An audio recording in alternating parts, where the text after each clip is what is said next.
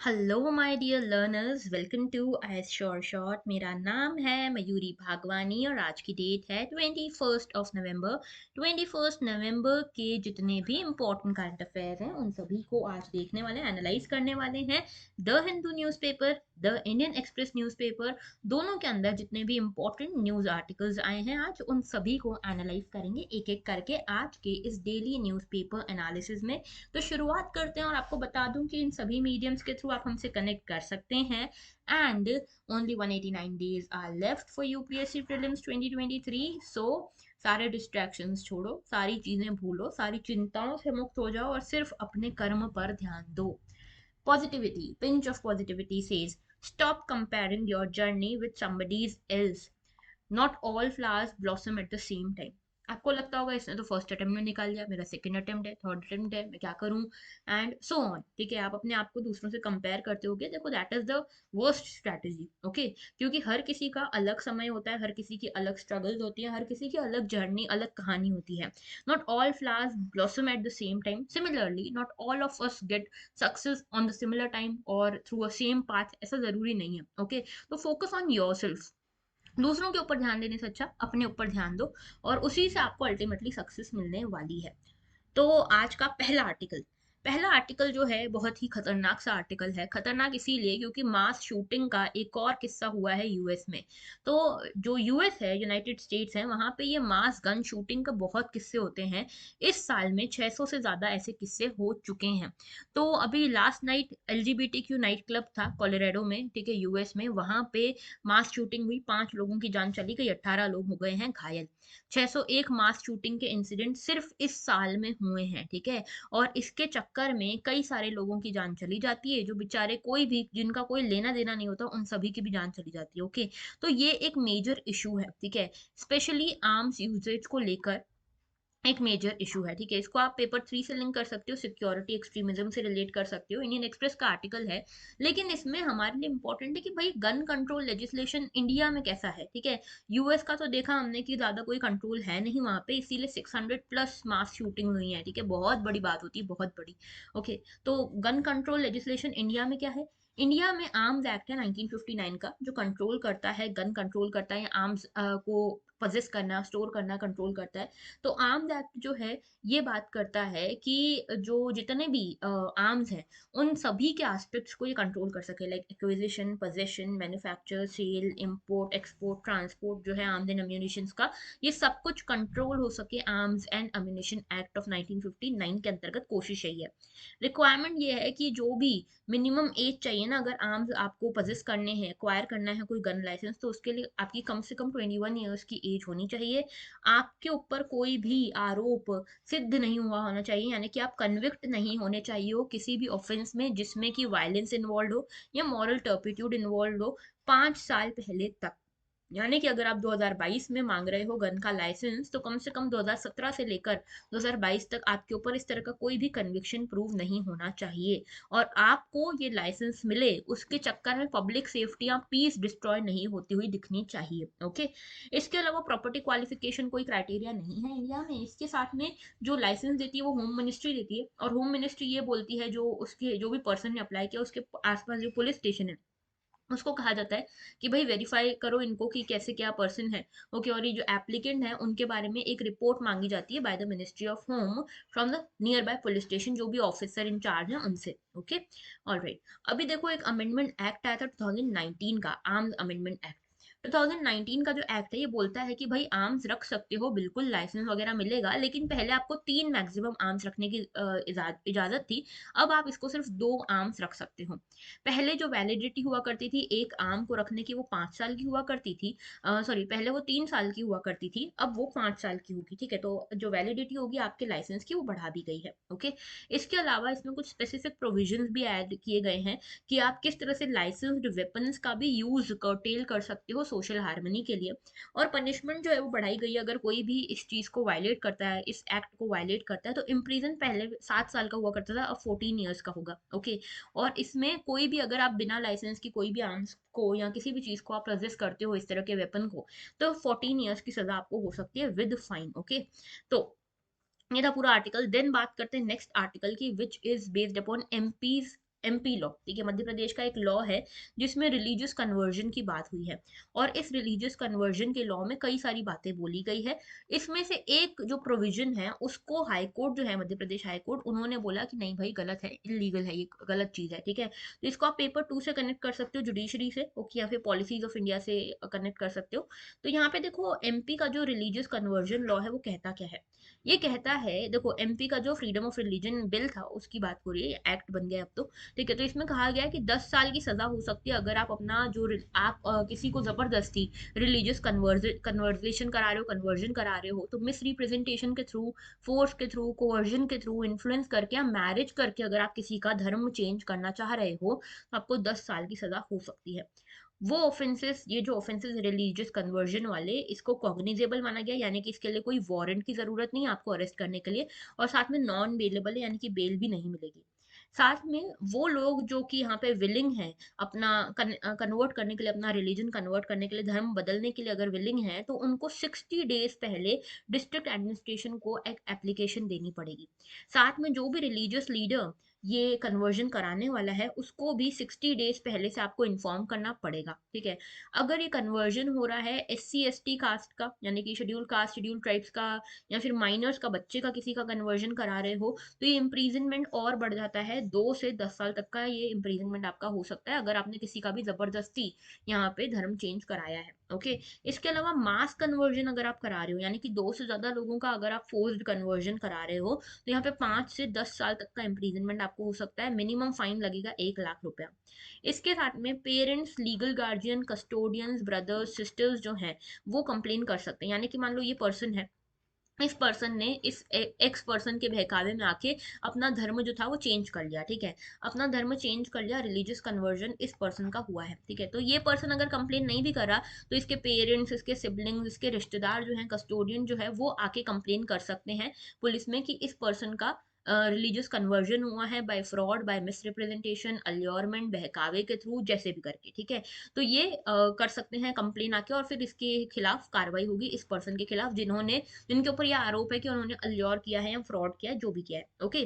तो ये पूरा मामला था। और ऐसे में यहाँ पे जो सुप्रीम कोर्ट है या हाई कोर्ट है, उन्होंने बोला है कि भाई आप तो ये भी कह रहे हो कि अगर किसी को शादी करनी है, ठीक है, अगर किसी को, मान लो ये एक्स पर्सन है, ठीक है, ये किसी हिंदू या मुस्लिम कास्ट रिलीजन से है, ये दूसरा पर्सन है वाई, ये दूसरे रिलीजन से है, ठीक है। अब इनको शादी करनी है, तो इनको शादी करनी, मान लो इस शादी करने के लिए इन्होंने क्या किया, किसी एक पर्टिकुलर पर्सन ने अपना रिलीजन चेंज कर दिया। अब इस पर्टिकुलर पर्सन ने जब रिलीजन चेंज किया, तो ये कहा माना जा रहा है ना कि मैरिज के लिए इन्होंने रिलीजन चेंज किया है। तो ये भी एक चीज बताई गई है इस एक्ट में कि मैरिज के पर्पज से भी अगर आप रिलीजन चेंज करो, that is also illegal, okay. और अगर आपको करना है, शादी करना है, अगर वॉलंटरीली रिलीजन चेंज करना है, तो 60 डेज का पहले आप बताओ डिस्ट्रिक्ट एडमिनिस्ट्रेशन को। अभी 60 डेज में ये देखा जा रहा है कि जो दूसरे जो बहुत सारे स्टेट्स में जो हुआ है ऐसा, हिमाचल प्रदेश, यूपी वगैरह में हुआ है ऐसा, कि 60 डेज वगैरह का टाइम बोला जाता है कि आप पहले से इन्फॉर्म करो। इसमें क्या होता है कि इस 60 डेज में क्या होता है कि ये जो एडमिनिस्ट्रेशन है वो पेरेंट्स को इन्फॉर्म कर देती है, रिलेटिव्स को इन्फॉर्म कर देती है। इस चक्कर में क्या होता है कि ये दो लोग जो है पहले शादी करने वाले थे वो नहीं कर पाते, ठीक है। तो अल्टीमेटली ये पूरा जो पर्पज है वो फेल हो जाता है। तो यहाँ पे हाई कोर्ट ने बोला कि नहीं भाई गलत है, बिल्कुल गलत है, ओके। और यहाँ पे डायरेक्टली बताया गया है कि ये जो केसेस हो रहे हैं, ठीक है, इसका पर्पस क्या है लॉ का, कि कोई फोर्सेबल कन्वर्जन है या फ्रॉडुलेंट कन्वर्जन है उसको रोका जाए। हम किसी मैरिज को थोड़ी रोक सकते हैं। अब यहाँ पे कंसेप्ट लव जिहाद का भी आ जाता है। लव जिहाद बेसिकली देखो कोई प्रूवन फैक्ट नहीं है, ठीक है। लव जिहाद जो हिंदुत्व आइडियोलॉजी है, जैसे कि आप देखोगे कुछ हिंदुत्व ग्रुप्स हैं वो क्लेम करते हैं लव जिहाद के कंसेप्ट को। इनका कहना ये है लव जिहाद के कंसेप्ट में कि कुछ मुस्लिम मेन जो हैं वो हिंदू विमेन के साथ शादी करते हैं, उनको अल्योर करके, बेसिकली इनका धर्म चेंज करने के लिए, विमेन का धर्म चेंज करने के लिए, रिलीजियस कन्वर्जन करने के लिए। ये है लव जिहाद का कंसेप्ट, जो कि प्रूवन फैक्ट नहीं है, ठीक है। I am not telling this, इसका मेंशन है तो मुझे बताना जरूरी है। लेकिन ये जो है द हिंदू, जो कुछ हिंदुत्व ग्रुप्स हैं वो ये चीज क्लेम करते हैं, ओके। अच्छा, इसके साथ में हाई कोर्ट ने बोला है कि भाई आप जो अडल्ट्स हैं उनके ऊपर थोड़ी ना रोक लगा सकते हो, कि ऐसा थोड़ी कि आपके कहने पे ही वो करेंगे शादी, नहीं तो नहीं करेंगे। अरे भाई अगर करनी है उनको दो रिलीजन, अलग अलग रिलीजन से लोग बिलोंग करते हैं, उनको करनी है शादी तो करेंगे, इसलिए थोड़ी ना रुक जाएंगे कि रिलीजियस कन्वर्जन हो रहा है तो हम शादी नहीं करते हैं, ठीक है। तो यहाँ पे जो सेक्शन है जो कि आप कन्वर्ट करना है और उसके लिए आपको 60 डेज का यहाँ पे पहले एडमिनिस्ट्रेशन को, डिस्ट्रिक्ट एडमिनिस्ट्रेशन को देना पड़ेगा नोटिस, ये गलत है, ये कहा है हाई कोर्ट ने, ओके। और यहाँ पे ये भी कहा गया है कि ये जो है कॉन्स्टिट्यूशनल नहीं है, अनकॉन्स्टिट्यूशनल है। क्यों? क्योंकि अडल्ट सिटीजन अगर अपनी मैरिज सोलेमनाइज करना भी चाहते हैं तो उसमें आप उनको किसी भी तरह से रोक नहीं सकते, ओके। तो ये पूरी बात की गई है, ऑलराइट। अब देखो यहाँ पे कुछ और चीजें। रिलीजियस कन्वर्जन होता क्या है? रिलीजियस कन्वर्जन का मतलब है कि अगर आप किसी का सेट ऑफ बिलीव्स बदल दो रिलीजन को लेकर ही, ठीक है, या फिर उनका डिनोमिनेशन ही चेंज कर दो, उसको बोलते हैं religious conversion, okay. In some cases religion conversion marks the transformation of religious identity, यानी कि आपकी रिलीजियस आइडेंटिटी ही चेंज हो जाती है अंडर रिलीजियस कन्वर्जन। अब ये रिलीजियस कन्वर्जन दो तरीके के हो सकते हैं, एक तो हो सकते हैं जो फोर्स्ड है या अल्योर करके या फ्रॉड करके चेंज किया गया है किसी का धर्म, और दूसरा होता है जो वॉलंटरीली किया हुआ है, ठीक है। तो यहाँ पे प्रॉब्लम अभी ये है ना कि सारे ही कन्वर्जन को अभी ये वाला टाइप का माना जा रहा है, वॉलंटरीली वाले वाले को कोई अभी ध्यान ही नहीं दे रहा, कंसिडरेशन ही नहीं हो रहा। इसके अलावा एंटी कन्वर्जन लॉज जो इंडिया में अभी इतने चल रहे हैं उनका कॉन्स्टिट्यूशनल प्रोविजंस क्या है? तो हमारे देश में आर्टिकल 25 जो है बात करता है फ्रीडम ऑफ रिलीजन की, कहता है कि हर पर्सन, हर सिटीजन जो है इंडिया का, उनके पास ये राइट है कि वो अपना रिलीजन प्रोफेस कर सकें, प्रोपोगेट कर सकें, प्रैक्टिस कर सकें। और सभी रिलीजियस सेक्शंस को ये मिला है, ये राइट मिला है कि अपने अपने रिलीजियस मैटर में जो भी उनको करना है करें, लेकिन public order, morality and health यहाँ पे खराब नहीं होनी चाहिए। लेकिन याद रखना कि आर्टिकल 25 में प्रोफेस, प्रोपोगेट और प्रैक्टिस करने का तो कहा गया है रिलीजन का, लेकिन ये कहीं नहीं कहा गया कि कोई भी पर्सन फोर्स कर सकता है दूसरे पर्सन को कि वो अपना रिलीजियस बिलीफ बदले। तो रिलीजियस कन्वर्जन जो है, religious conversions do not come under article 25, okay, ये ध्यान रखना है।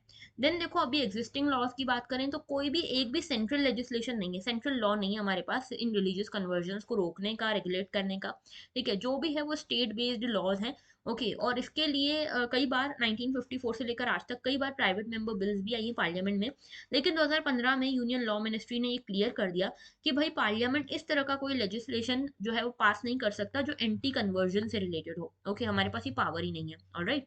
तो ये था पूरा आर्टिकल। नेक्स्ट बात करते हैं, Ukraine nuclear plant shelled, UN warns you are playing with fire. हुआ कुछ यूं है कि रशिया यूक्रेन वॉर चल रहा है, रुकने का नाम नहीं ले रहा। ऐसे में रशिया ने जो यूक्रेन का न्यूक्लियर पावर प्लांट है जेपोरजिया, ठीक है, जेपोरजिया पे कब्जा कर लिया है। और जेपोरजिया के आसपास शेलिंग होती जा रही, होती जा रही है। ये भी पाया गया है कि यहाँ पे जेपोरजिया के इंफ्रास्ट्रक्चर के ऊपर शेलिंग हो रही है, यानी कि बॉम्बिंग हो रही है। इल्जाम ये लग रहे हैं रशिया के ऊपर कि रशिया यहाँ पे जेपोरजिया पावर प्लांट पे अटैक करके ये इंश्योर करना चाहता है कि यूक्रेन को एनर्जी सप्लाई ही रुक जाए, ठीक है, यूक्रेन के पास एनर्जी सप्लाई रुक जाए। लेकिन इस चक्कर में जो रशिया है वो अपना तो नुकसान कर ही रहा है, पूरे वर्ल्ड का भी नुकसान कर सकता है, क्योंकि ये न्यूक्लियर डिजास्टर बन सकता है एक, ओके। और इसीलिए यूनाइटेड नेशन की जो बॉडी है यहाँ पे न्यूक्लियर प्लांट्स को जो रेगुलेट करती है, जिसका नाम है इंटरनेशनल एटॉमिक एनर्जी एजेंसी, इन्होंने यहाँ पे क्लियरली बोला है कि भाई ऐसा मत करो, तुम आग से खेल रहे हो, ठीक है, खुद के हाथ भी जलाओगे, दूसरों के हाथ भी जलाओगे। तो यहाँ पे इसकी पूरी बात हुई है, ओके। तो यहाँ पे आप इसको पेपर 3 से कनेक्ट कर सकते हो, ठीक है, और पेपर 2 से भी कनेक्ट कर सकते हो। पेपर 3 से मैन डिजास्टर से भी आप इसको कनेक्ट कर सकते हो, और पेपर 2 के इंटरनेशनल रिलेशन से भी इसको कनेक्ट कर सकते हो। तो देखो जरा देखते हैं कहाँ पे है ये जेपोरजिया। तो देखो ये यूक्रेन है, यूक्रेन में ये दिख रहा है आपको जेपोरजिया, ठीक है। ये जेपोरजिया जो है इसके ऊपर अगर आप देखोगे तो रशिया ने अभी कंट्रोल कर लिया है। यहीं जेपोरजिया से थोड़ा सा दूर यहाँ देख लो चर्नोबाइल, ये जो है ये इसमें जो न्यूक्लियर डिजास्टर, वर्ल्ड का सबसे बड़ा न्यूक्लियर डिजास्टर यहाँ हुआ था। अभी भी ये ऐसी साइट है जो फॉरबिडन है, जहाँ कोई नहीं जाता, ओके। तो ये अगर हम वापस से चाहते हैं तो जेपोरजिया पे फिर ये बॉम्बिंग कंटिन्यू रखो, ये कह रहा है यूएन, ठीक है, यूनाइटेड नेशन का जो ये एजेंसी वो ये कह रही है कि अगर ऐसा चाहते हो कि ऐसी ही हालत हो जाए तो फिर तो ठीक है, लेकिन अगर नहीं चाहते हो तो रोक दो ये बॉम्बिंग को, ओके। तो ये जेपोरजिया क्या है? देखो जेपोरजिया यूक्रेन के साउथ ईस्ट एरिया में आती है, कंट्री है, कंट्री नहीं सिटी है। लार्जेस्ट न्यूक्लियर पावर प्लांट जो है यूरोप का पूरे, वो जेपोरजिया है। नीपर रिवर जो है, नीपर रिवर निकलती है यहाँ से, ओके। और 6 रिएक्टर्स हैं यहाँ पे जो कि 5700 मेगावाट ऑफ इलेक्ट्रिसिटी जनरेट करते हैं। यूक्रेन ने साइन किया हुआ है न्यूक्लियर नॉन प्रोलिफरेशन ट्रीटी, ठीक है, और इसकी जितनी भी न्यूक्लियर फैसिलिटीज हैं वो आईएईए के अंतर्गत रेगुलेट होती हैं, यानी कि इंटरनेशनल एटॉमिक एनर्जी एजेंसी के अंतर्गत आती हैं। और हर न्यूक्लियर मटेरियल, हर न्यूक्लियर फ्यूल जो है, उन सबको यहाँ पे रिपोर्ट किया जाता है टू आईएईए, ठीक है। तो यहाँ पे सब कुछ ट्रांसपेरेंट तरीके से होता है। लेकिन आईएईए क्या है भाई? तो आईएईए है इंटरनेशनल एटॉमिक एनर्जी एजेंसी है ये, ठीक है। अब ये क्या है, देखो इसका पहले नाम था एटम्स फॉर पीस, ओके, 1957 में बनाई गई थी अंडर यूएन। बाद में नाम चेंज हो गया और ये नाम हो गया international atomic energy agency. Report करती है यूनाइटेड नेशन की जनरल असेंबली और सिक्योरिटी काउंसिल को। हेडक्वार्टर्स है वियना ऑस्ट्रिया में, ओके। फंक्शंस क्या है? पहला फंक्शन तो ये है कि मेंबर स्टेट्स के साथ काम करती है, मल्टीपल पार्टनर्स के साथ काम करती है न्यूक्लियर टेक्नोलॉजी के पीसफुल और सिक्योर यूज के लिए। और दूसरी चीज ये है कि ये प्रमोट करती है न्यूक्लियर एनर्जी के पीसफुल यूज को, और किसी भी मिलिट्री पर्पस के लिए न्यूक्लियर एनर्जी के यूज को डिस्करेज करती है। कुछ प्रोग्राम्स इन्होंने कंडक्ट करे हैं, जैसे कि program of action for cancer therapy, human health program, water availability enhancement project and international project on innovative nuclear reactors. तो ये न्यूक्लियर से रिलेटेड है तो आप गेस कर लोगे, लेकिन ये शुरू के 3 गेस नहीं कर पाओगे अगर प्रीलिम्स में आ गया तो, क्योंकि वाटर से हेल्थ से रिलेटेड है। तो ध्यान रखना कि ये आईएईए के अंतर्गत ही हुए थे प्रोग्राम्स, ओके। ऑलराइट, नेक्स्ट हमारा आता है COP 27 forms loss and damage fund new panel to decide its structure. Basically loss and damage fund के बारे में हमने डिस्कस किया हुआ है, लेकिन आप थोड़ा सा और डिटेल में बात करेंगे। पेपर 3 से कनेक्ट कर सकते हो, कंजर्वेशन एनवायरमेंट से। हुआ क्या है, आप सभी को पता है United nation framework convention on climate change की मीटिंग थी, जिसका नाम था कॉन्फ्रेंस ऑफ पार्टी नंबर 27। कहाँ पे थी ये मीटिंग? इजिप्ट में, ठीक है। और इस इजिप्ट में जो मीटिंग हो रही थी, इसमें लॉस एंड डैमेज फंड बनाने की बात हो रही थी। अभी इंडिया ने इसके लिए आवाज उठाई कि लॉस एंड डैमेज फंड होना चाहिए, फिर बाकी कंट्रीज ने सपोर्ट किया। आखिरकार ये लॉस एंड डैमेज फंड बना दिया गया है, लेकिन कुछ इश्यूज अभी भी हैं कि आखिर कौन इस फंड में पैसे डालेगा, कैसे इस फंड का डिस्ट्रीब्यूशन होगा, ये सारे कुछ मेजर इश्यूज अभी भी एग्जिस्ट करते हैं। लेकिन ये लॉस एंड डैमेज फंड है क्या? देखो भाई, ये लॉस एंड डैमेज का मतलब ये है कि क्लाइमेट चेंज के कारण जितना भी लॉस हो रहा है, जितना भी डैमेज हो रहा है, उसके कॉम्पनसेशन के लिए ये फंड बनाया गया है, ठीक है। और इसमें जो भी एक्सट्रीम इवेंट्स हम देख रहे हैं, जो भी इम्पैक्ट देख रहे हैं, उसका कॉम्पनसेशन ये फंड के थ्रू होगा। तो क्लाइमेट फंडिंग से रिलेटेड ये चीज है। क्लाइमेट फंडिंग में हम देखते हैं कि हर कोई यहाँ पे कुछ ना कुछ फंडिंग देगा, और इस फंडिंग के थ्रू क्या होगा कि जितनी भी कंट्रीज को जरूरत है अल्टरनेटिव टेक्नोलॉजीज की, जिसके थ्रू वो कार्बन डाइऑक्साइड का एमिशन कम कर सकें, इन अल्टरनेटिव टेक्नोलॉजीज को इन देशों को दिया जाएगा through this climate funding, okay. और इसके साथ जो भी इम्पैक्ट्स होते हैं बिकॉज ऑफ क्लाइमेट चेंज, उनको भी एड्रेस करने की कोशिश की जाएगी यूजिंग दिस क्लाइमेट फंडिंग। तो लॉस एंड डैमेज फंडिंग जो है वो इस कॉस्ट को भी कवर करेगा, जो कॉस्ट कंट्रीज पे कर रही हैं जहां पे ये एक्सट्रीम इवेंट्स हो रहे हैं, ठीक है। 55 वल्नरेबल कंट्रीज जो हैं, उनका कहना यह है कि क्लाइमेट लिंक्ड लॉसेस के चक्कर में उन्होंने 525 बिलियन डॉलर का उनको नुकसान हुआ है, ठीक है। और ये चीज जो है ये बढ़ जाएगी बाय 2030। ये अभी 525 बिलियन डॉलर है, आगे जाके 580 बिलियन डॉलर हो जाएगा, ओके। इसके साथ वल्नरेबल कंट्रीज जो हैं और कैंपेनर्स जो हैं वो ये आर्ग्यू करते हैं कि भाई क्लाइमेट चेंज करने के पीछे सबसे बड़ा हाथ जो है वो रिच कंट्रीज का है, और भुगत पुअर कंट्रीज रही हैं। तो रिच कंट्रीज को कुछ ना कुछ कॉम्पनसेट करना चाहिए पुअर कंट्रीज को, ओके। और इसी बेसिस पे, क्लाइमेट जस्टिस के बेसिस पे, यहाँ पे ये पूरा मुद्दा बनाया गया है, ये पूरा जो लॉस इन डैमेज फंड है ये बनाया गया है। तो क्लाइमेट चेंज जो ह्यूमंस ने ड्रिवन किया है क्लाइमेट चेंज, उसके चक्कर में 1.1 डिग्री सेल्सियस हमारा टेम्परेचर ऑलरेडी बढ़ चुका है, जिसके कारण हमको एक्सट्रीम वेदर इवेंट्स देखने पड़ रहे हैं। और इसीलिए कुछ certain climate change losses and damages जो हैं वो अनअवॉइडेबल हो गए हैं।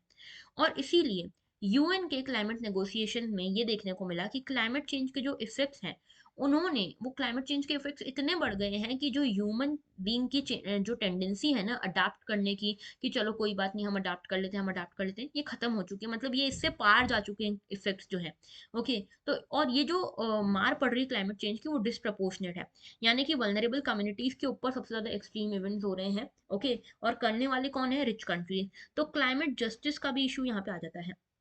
United nation framework convention on climate change ये कहीं पे भी डिफाइन नहीं करता लॉस एंड डैमेज को एग्जैक्टली क्या है, लेकिन ये समझ में आता है कि एक्सट्रीम वेदर्स के कारण, एक्सट्रीम वेदर इवेंट्स के कारण, स्लो ऑनसेट चेंजेस के कारण जो लॉसेज एंड डैमेजेस हो रहे हैं कंट्रीज को, उसको हम लॉस एंड डैमेज में कंसिडर कर सकते हैं। ये इकोनॉमिक भी हो सकते हैं, नॉन इकोनॉमिक भी हो सकते हैं। इसके अलावा ये लॉस एंड डैमेज फंड जो है ये शुरू कब से होता है, इसके बारे में बातचीत 1990 से ये बातचीत शुरू होती है, ठीक है। इसमें ये कहा जाता है कि जो डेवलप्ड कंट्रीज है उनकी एक अकाउंटेबिलिटी फिक्स करनी चाहिए, उन कंट्रीज को, रिच कंट्रीज को एक कॉम्पनसेशन देना चाहिए, किसको, लीस्ट डेवलप्ड कंट्रीज को, जो कि फोर्स है यहाँ पे, फोर्सफुली यहाँ पे सह रही हैं क्लाइमेट चेंज के इफेक्ट्स को, क्योंकि लेस डेवलप्ड कंट्रीज ने तो अभी करा ही नहीं डेवलपमेंट, उन्होंने तो कार्बन एमिशन करा ही नहीं है, तो कार्बन एमिशन इन्होंने करा नहीं, तो करा तो किसी ने तो है ना, तो रिच कंट्रीज ने करा है, और उस चक्कर में क्लाइमेट चेंज हो रहा है, लेकिन भुगत रही है developed countries, least developed countries, तो इनको कुछ ना कुछ कॉम्पनसेशन मिलना चाहिए, ओके। और हिस्टोरिकली ब्लेम ये किया जा रहा है कि रिच कंट्रीज जो हैं वो ओवरलुक कर रही हैं वल्नरेबल कंट्रीज के कंसर्न्स को, और इसीलिए वर्सोवा इंटरनेशनल मैकेनिज्म, ये जो है लॉस एंड डैमेजेस के ऊपर है, 2013 में ये बनाया गया था।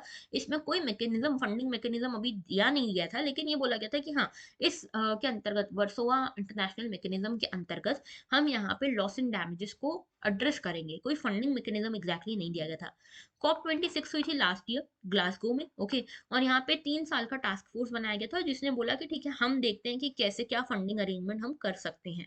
तो ये पूरा जो इशू है that is related to climate funding, okay, और पूरा मुद्दा क्या है, कैसे किस किस चीजों की बात है, आई होप समझ में आया है आपको, ओके। नेक्स्ट इशू है state checks verified data of PM Kisan beneficiary ministry, ठीक है। तो यहाँ पे पेपर 2 से कनेक्ट कर सकते हो गवर्नमेंट पॉलिसी से। हुआ कुछ यूं है कि यहाँ पे एक रिपोर्ट आई द हिंदू में, जो कहती है कि जो प्रधानमंत्री किसान स्कीम है ना, इस स्कीम का जो बेनिफिट है, 11th इंस्टॉलमेंट जो इसमें मिलनी थी, जिन फार्मर्स को ये इंस्टॉलमेंट मिलनी थी, वो 67% तक कम हुई है। मतलब अभी ऐसा है कि 67% फार्मर्स की कमी आई है, उन फार्मर्स की जिनको 11th इंस्टॉलमेंट मिली है अंडर पीएम किसान। तो यहाँ पे ये क्यों नहीं मिली इंस्टॉलमेंट, और ये सब क्या बात है। तो इसमें जो मिनिस्ट्री है, मिनिस्ट्री जो यहाँ पे फार्मर वेलफेयर की जो मिनिस्ट्री है, एग्रीकल्चर मिनिस्ट्री, उन्होंने कहा है कि देखो भाई, ये जो डाटा है ना, आप गलत दे रहे हो। क्यों? क्योंकि यहाँ पे डाटा कलेक्ट करना और वेरीफाई करना, एलिजिबिलिटी वेरीफाई करना, लोगों तक बेनिफिट पहुंचाना, ये काम जो है, ये स्टेट्स का है।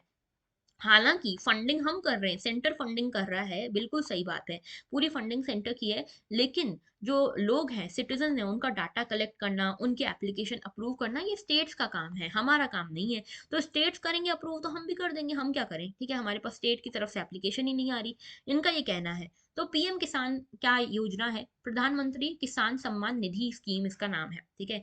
ये एक सेंट्रल सेक्टर स्कीम है, यानी कि पूरी तरह से ये 100% फंडेड है by government of India. States की कोई फंडिंग इसमें नहीं है। ये ऑपरेशनल है 2018 से।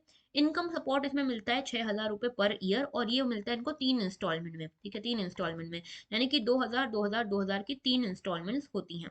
इसमें डायरेक्ट बैंक ट्रांसफर होता है, ओके, और इसमें पूरी फैमिली कंसीडर की जाती है, husband wife and minor children, okay. इसके साथ यहाँ पे स्मॉल एंड मार्जिनल फार्मर्स के लिए भी इनकम जनरेट की जाती है, एंड यहाँ पे प्रोजेक्ट मॉनिटरिंग यूनिट भी एक बनाई गई है, ऑलराइट, ओके। नेक्स्ट हम चलते हैं अगले इशू पे, Turkey launches air Reds against Kurdish militants in Syria and Iraq.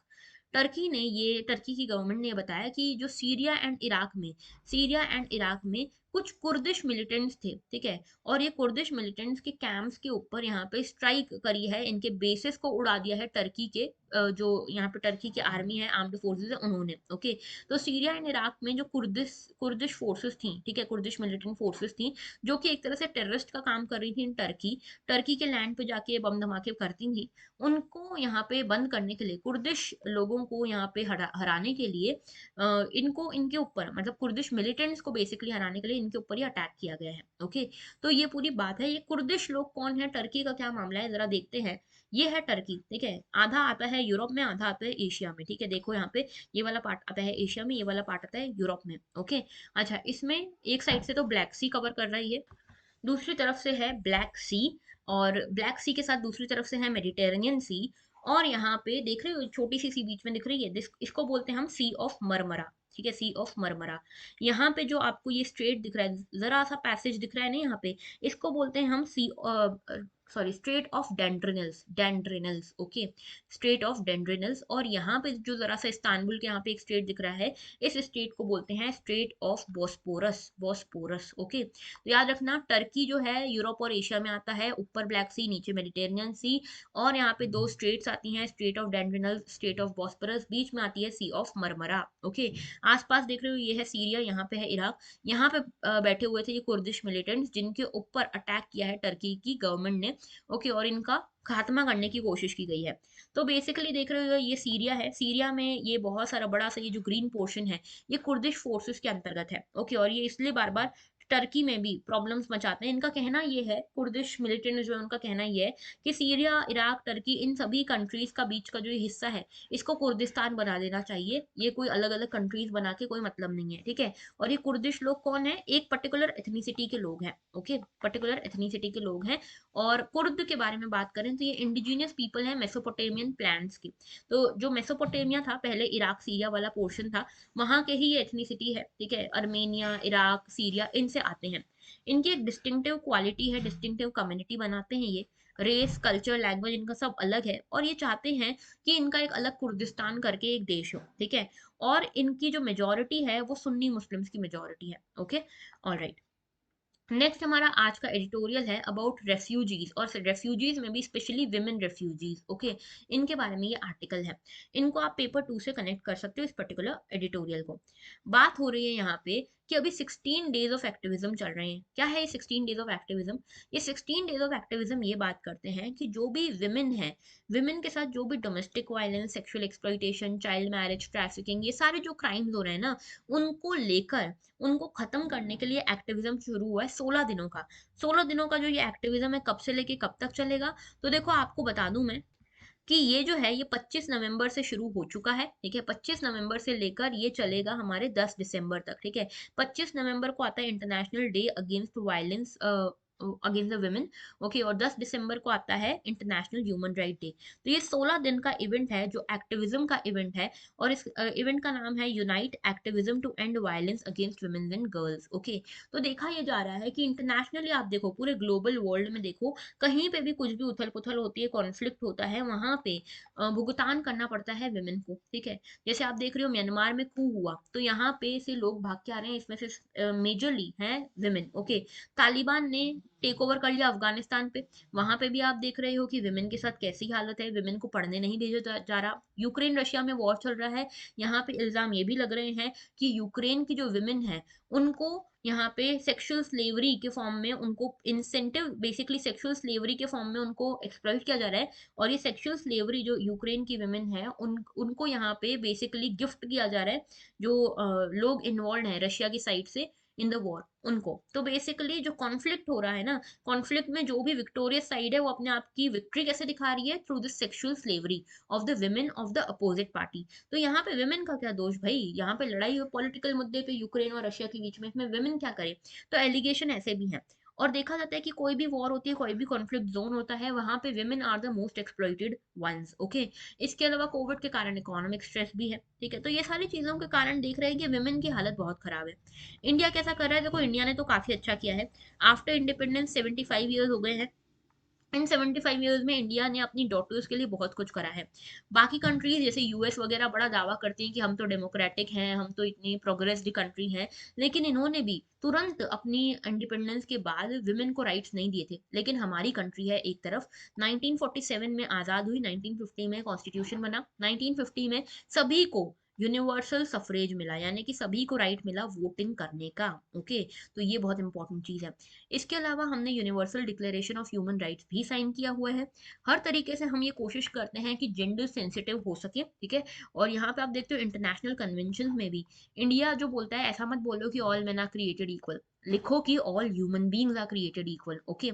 हमने कई सारे इंटरनेशनल कन्वेंशन भी साइन किए हुए हैं, जैसे CEDAW, convention on elimination of all forms of discrimination against women, ये कन्वेंशन हमने साइन किया हुआ है। इसके साथ हम कोशिश यही करते हैं कि जो ग्लास सीलिंग है उसको तोड़ सके। ग्लास सीलिंग का मतलब क्या होता है? ग्लास सीलिंग एक टेक्निकल फिनोमिना है। ऐसा समझ सकते हो कि ये ऊपर आपके छत के ऊपर जो है, वो आपके सिर के ऊपर एक सीलिंग है। ये ऐसी सीलिंग है जो विजिबल नहीं है, ग्लास की है, ठीक है, लेकिन है, एग्जिस्ट करती है सीलिंग। इसका मतलब यह है कि जो वुमेन जो है वर्किंग फेज में है, वो ऊपर उठना चाहती हैं, हायर पोजीशन पे जाना चाहती हैं, they are well qualified for it, they are making efforts for it, लेकिन फिर भी जो ऊपर बैठे हुए लोग हैं, जो एम्प्लॉयर्स हैं, वो उनको ऊपर आने नहीं दे रहे। उनके स्टीरियोटाइप हैं एम्प्लॉयर्स के, उनको लगता है कि जो वुमेन है इमोशनल होती हैं, गलत डिसीजन ले लेंगी अगर हायर पोजीशन पे आ जाएंगी, इसीलिए एक लिमिट के बाद विमेन को ऊपर नहीं आने दिया जाता अपने करियर ग्राफ में या कहीं पे भी। इसको कहते हैं ग्लास सीलिंग। लेकिन इंडिया ने इस ग्लास सीलिंग को भी तोड़ा है। इंडिया ने आर्म्ड फोर्सेस में भी वुमेन को जगह दी है, कॉम्बिटेंट फोर्सेस में भी इंडिया ने वुमेन को जगह दी है। स्पेशली हमारी जो यूएन की पीस कीपिंग फोर्सेस हैं, जिसमें इंडिया अपनी तरफ से सेकेंड हाईएस्ट कंट्रीब्यूशन करता है यूएन पीस कीपिंग फोर्स में, इसमें भी आप देखोगे 50% जो है, लार्जेस्ट नंबर जो है वुमेन इस फोर्सेस में, वो वुमेन का है, ठीक है। और इसके अलावा आप देखते हो कि कई सारी स्कीम हम लेकर आए हैं, चाहे विमेन के बर्थ से लेकर, चाइल्ड के बर्थ से लेकर तो एंटरप्रेन्योरशिप तक, सब कुछ हमने विमेन के लिए कवर किया है। तो इंडिया तो अच्छा कर रहा है, लेकिन यहाँ पे इशू है मार्जिनलाइज्ड पॉपुलेशन का, यानी कि स्पेशली विमेन रिफ्यूजीज का। नारी शक्ति की हम बात करते हैं, इस नारी शक्ति में हमको ये बात करनी भी चाहिए कि रेफ्यूजीज जो हैं वो ऑलरेडी वल्नरेबल हैं, और इसमें विमेन रेफ्यूजीज सबसे ज्यादा वल्नरेबल। इंडिया में आप देखोगे तो 2 लाख से ज्यादा रेफ्यूजीज रह रहे हैं, इनमें से आधे से ज्यादा विमेन है, ठीक है, विमेन हैं, गर्ल्स हैं। और इनके लिए हम क्या कर रहे हैं? क्या इनको वो सर्विसेज मिल रही है जो सर्विसेज इनको मिलनी चाहिए? तो देखो, इनको वो सर्विसेज कहीं पे मिल रही है, कहीं पे नहीं। जैसे इंडिया के गवर्नमेंट के अंतर्गत जो रजिस्टर्ड है रेफ्यूजीज, उनको तो आधार कार्ड, पैन कार्ड दिया गया है, तो उनको सारी सर्विसेज मिल रही हैं। लेकिन जो United nation high commission for refugees है, उसमें जो रेफ्यूजीज रजिस्टर्ड हैं, इंडियन गवर्नमेंट में रजिस्टर्ड नहीं है, स्पेशली अफगानिस्तान, म्यांमार और आसपास की कंट्रीज के और भी रेफ्यूजीज, उनको ये आधार कार्ड वगैरह नहीं मिलता, असिस्टेंस सर्विसेज नहीं मिलती, बैंक अकाउंट नहीं खोल सकते, डॉक्यूमेंटेशन कुछ है नहीं, वेलफेयर स्कीम का फायदा नहीं उठा सकते। तो हमें कोशिश ये करनी चाहिए कि एक अफेक्टिव इंक्लूजन करें हम सोशल प्रोटेक्शन में भी, क्योंकि women are women, okay, and they must be respected everywhere. तो यहाँ पे हमारे मोदी जी ने भी ये रिसेंटली कहा है, the progress of humanity is incomplete without the empowerment of women.